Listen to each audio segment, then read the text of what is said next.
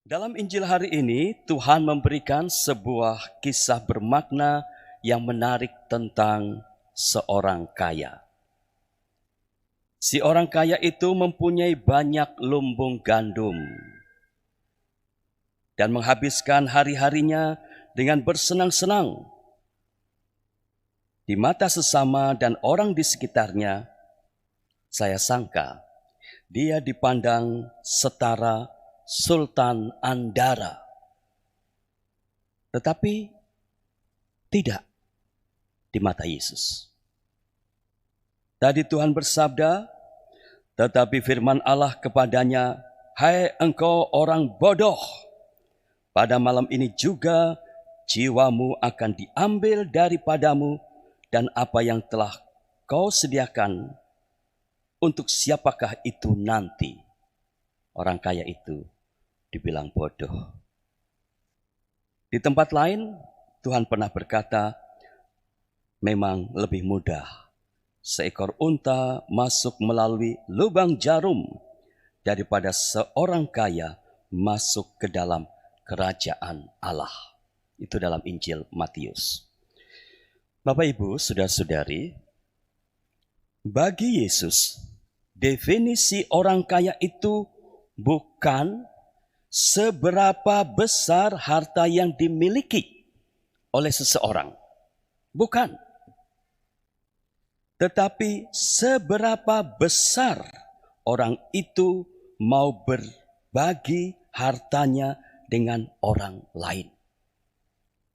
Inilah orang yang oleh Tuhan disebut tadi sebagai orang kaya di hadapan Allah. Dengan memberikan kisah bermakna tentang orang kaya seperti itu, bukan berarti Tuhan Yesus itu anti dengan orang kaya, atau dia mau melarang para pengikutnya menjadi kaya dan makin kaya secara material. Tidak dilarang. Jangan salah mengerti. Yang diharapkan olehnya adalah setiap orang, setiap muridnya tahu bagaimana menggunakan harta kekayaan yang dimilikinya. Bukan hanya untuk kepentingan pribadi yang bersangkutan, tetapi juga untuk berbagi dengan orang lain.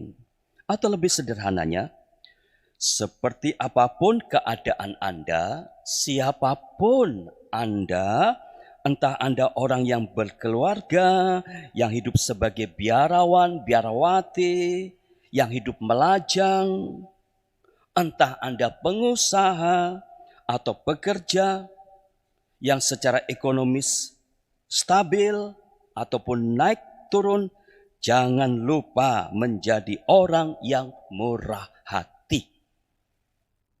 Dengan kata lain, hidup kita sepantasnya menjadi saluran berkat bagi sesama.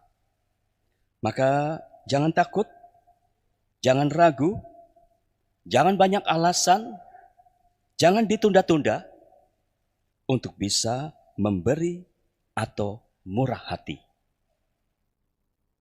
Anne Frank berkata, di dunia ini tidak ada seorang pun yang menjadi miskin hanya karena memberi, hanya karena murah hati.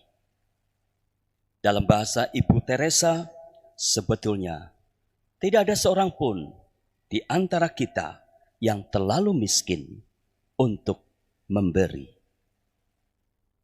Saudara-saudari, pada masa ini kiranya yang baik untuk diberikan kepada sesama jika memungkinkan, bukan sebatas sebagian dari isi dompet Anda, tetapi juga bisa Anda memberikan lapangan pekerjaan. Karena saat ini juga ada banyak orang yang sedang memerlukan pekerjaan. Tetapi juga bisa dalam rupa order. Memberi order kepada orang-orang yang mempunyai usaha tertentu yang sedang kembang kempis itu. Itulah sebetulnya yang namanya murah hati. Berbagi atau memberi adalah sifat pokok Allah. Sifat itu melekat dalam hakikat Allah yang apa? 1 Yohanes 4 ayat 8. Yang adalah kasih. Orang Jawa, kasih itu artinya ya memberi. Maka istilah kasih itu lebih tepat daripada cinta. Itu kata paling bagus di dalam kamus atau di dalam kasanah bahasa kita. Kasih. Dan sifat pokok Allah itu juga terwujud dalam keseluruhan hidup Yesus putranya. Karena demikian, maka sebetulnya memberi itu membuat bahagia. Saudara-saudari, sebuah video sudah sering di-setel, tetapi rasanya inilah video paling pas untuk saya putar hari ini. Semoga Anda akan tetap bisa menikmatinya. Kita saksikan.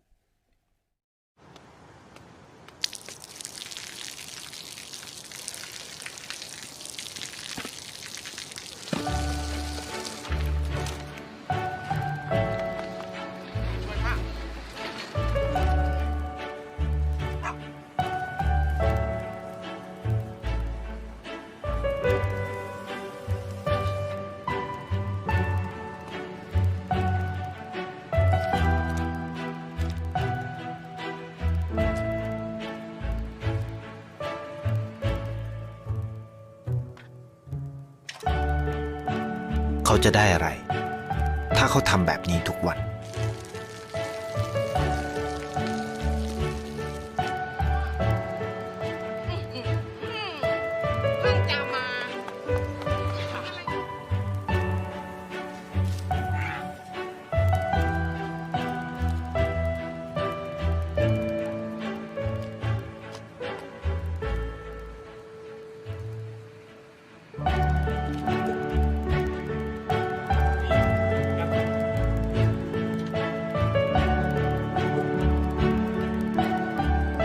เขาจะไม่ได้อะไรเลย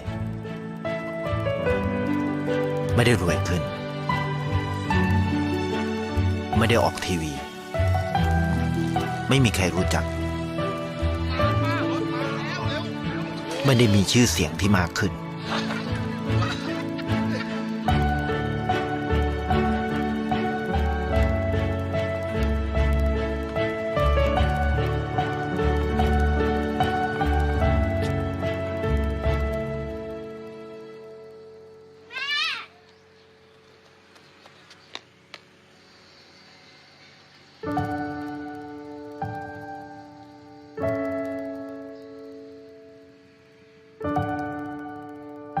เพราะสิ่งที่เขาได้คือได้แค่ความรู้สึก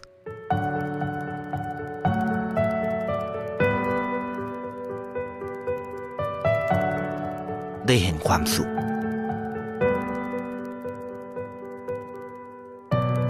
ได้เข้าใจ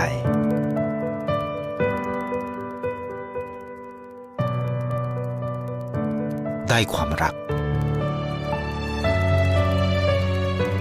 ได้ในสิ่งที่เงินซื้อไม่ได้ได้โลกที่สวยงามกว่าเดิม